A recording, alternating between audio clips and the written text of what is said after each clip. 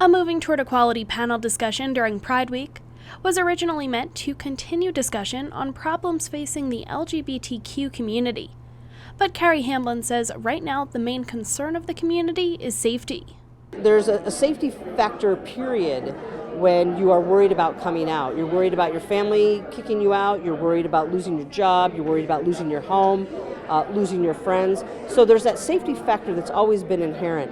And so some of that was exampled tonight when people were talking about how they feel out in public. But what's happened is because of what happened in Orlando, it is elevated. We've had people say tonight how they looked around the room to make sure nobody here would be dangerous. And that's where we're going, and it's really, really sad that we're going there, but that we have to have those important discussions.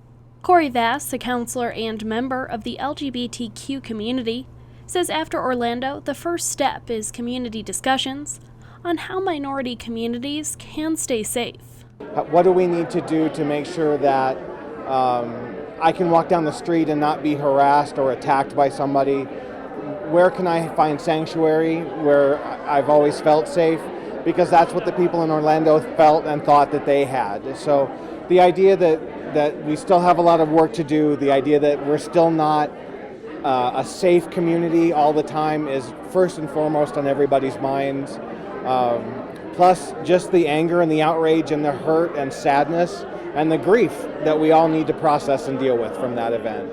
Carrie Hamblen says everyone can do something to help make the LGBTQ community visibly safer. When they hear disparaging comments or hurtful comments or really hateful, unsafe comments directed to people in the LGBTQ community, that they stand up, that they become more vocal and visible allies than they have been before. But also what we can do is have more public events like this, that not just the choir comes to, but that we get people who have never been to an event like this before so that they can find out how they can do more. For more information on Pride events this week, you can visit pflaglascruces.org.